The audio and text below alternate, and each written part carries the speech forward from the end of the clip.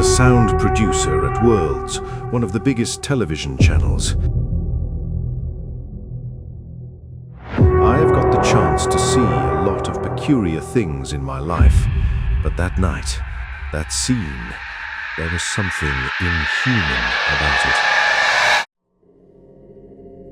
March 10th, 1987. A Tuesday night in Sydenham, South London. The air is cold. The car park of the Golden Lion pub is quiet, save for the murmur of patrons inside. By 9:40 p.m., that quiet was shattered, not by a gunshot, but by something medieval in its brutality. Daniel Morgan, a 37-year-old father of two and a private investigator, was found lying next to his BMW. He had been struck 4 times in the head with an axe. The weapon was left embedded in his skull. This wasn't a robbery gone wrong. Daniel still had his Rolex and a large sum of cash in his pocket. This was an execution. For 37 years, this case has remained the most investigated unsolved murder in British history. It has survived 5 separate police inquiries, costing upwards of £30 million, and yet no one has ever been convicted. Why? Because, as we are about to discover, the murder of Daniel Morgan isn't just a whodunit.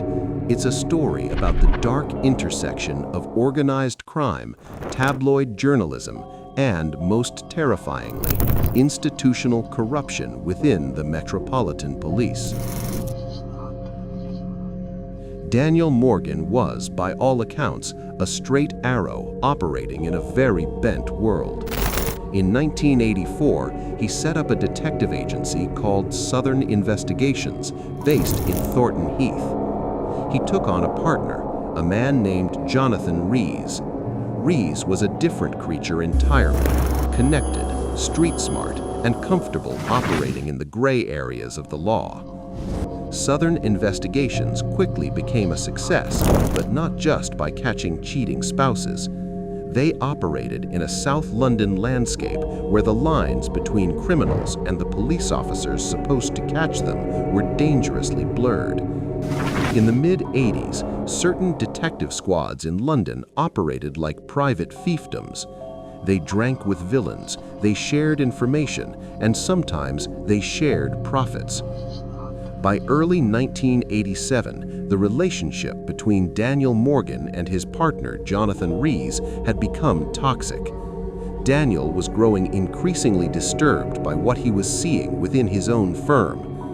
He told his family and he told friends that he had uncovered a nexus of police corruption involving his partner and local detectives. He wasn't just going to leave the firm, he was preparing to blow the whistle. He was going to take this information to the highest levels of the Met. He was a man sitting on a powder keg and he was holding a match. On the night of March 10th, Daniel received a call. It was his partner, Jonathan Rees. Rees suggested they meet for a drink at the Golden Lion to discuss a business matter. Daniel drove there, parked his BMW, and went inside. He spent about an hour in the pub with Rees.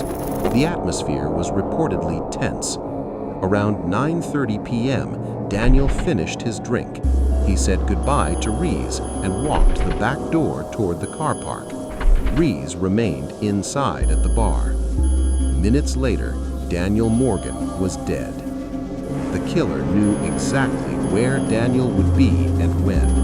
The axe had tape wrapped around the handle to prevent fingerprints, a sign of premeditation. But it's the immediate aftermath of the murder where the story shifts from tragedy to conspiracy. The first police officers arrived on the scene rapidly.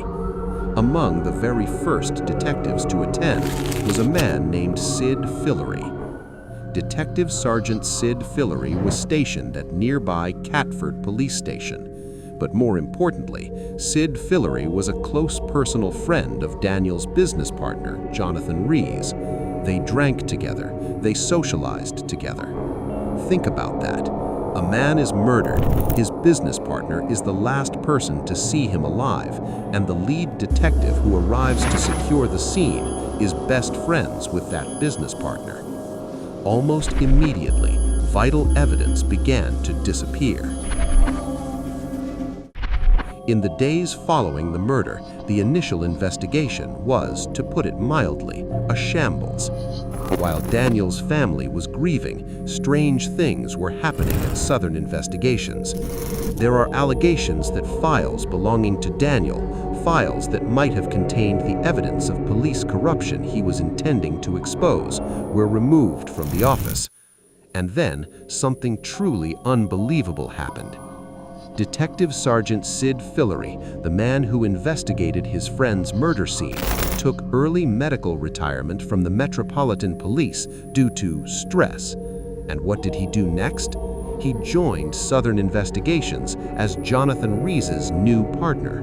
He literally stepped into the dead man's shoes. For Daniel's brother, Alistair Morgan, this was the moment he knew this wasn't just incompetence, it was a cover-up. Alistair has spent the last 3.5 decades fighting a monolithic institution that seemed determined to protect its own rotten apples. Over the years, several people were arrested, including Jonathan Rees and Sid Fillery. They have always strenuously denied any involvement in the murder. The theory prosecuted by the Crown was that Rees organized the killing because Daniel was about to expose their corrupt dealings with police, and Fillery helped cover it up from the inside. But proving it was another matter. We don't have time in this video to detail every failed investigation. There were 5 major ones. There was an outside inquiry by Hampshire Police, which found evidence of criminal behavior by Met officers involved in the initial case, but incredibly resulted in no disciplinary action. Then came the bugging operations. In the late 90s, the police planted a listening device in the offices of Southern Investigations. For months, they listened to Rees and his associates. The tapes revealed a sickening world of criminality, where police officers were casually paid for information. But even with these tapes, it took until 2008 for charges to be brought against Rees, Fillery, and 2 others for the murder of Daniel Morgan. It seemed like justice was finally coming. The trial was set for 2011. It was meant to be the trial of the century regarding police corruption, but it never happened. In March 2011, the entire case collapsed before a jury heard a single word. Why? Because the police and prosecutors had failed to disclose hundreds of thousands of pages of evidence to the defense lawyers. The judge ruled that a fair trial was now impossible. He said the police's handling of the evidence showed a lamentable lack of professionalism. The defendants walked free. The system had not only failed Daniel Morgan, it had actively sabotaged the attempt to find his killers. Daniel Morgan was silenced with an axe because he threatened to expose a corrupt relationship between private detectives and the police. For 34 years, the Metropolitan Police investigated themselves, exonerated themselves, and buried their mistakes. They treated Daniel's family not as victims, but as a nuisance. But in 2021, everything changed. An independent panel set up by the government finally released a 1,200-page report on the case. It didn't just find incompetence, it found something far more sinister, something they labeled institutional corruption at the very heart of Britain's biggest police force. What was in that report shocked the nation and finally vindicated Daniel Morgan. In Part 2, we're going to crack open that report. We'll detail exactly how they covered it up, the shocking involvement of major media organizations in this network, and where the case stands today. You do not want to miss the second half of this story. If you believe Daniel Morgan deserves justice, hit that like button right now. It helps get this story out there. Subscribe and ring the bell so you're notified immediately when Part 2 drops.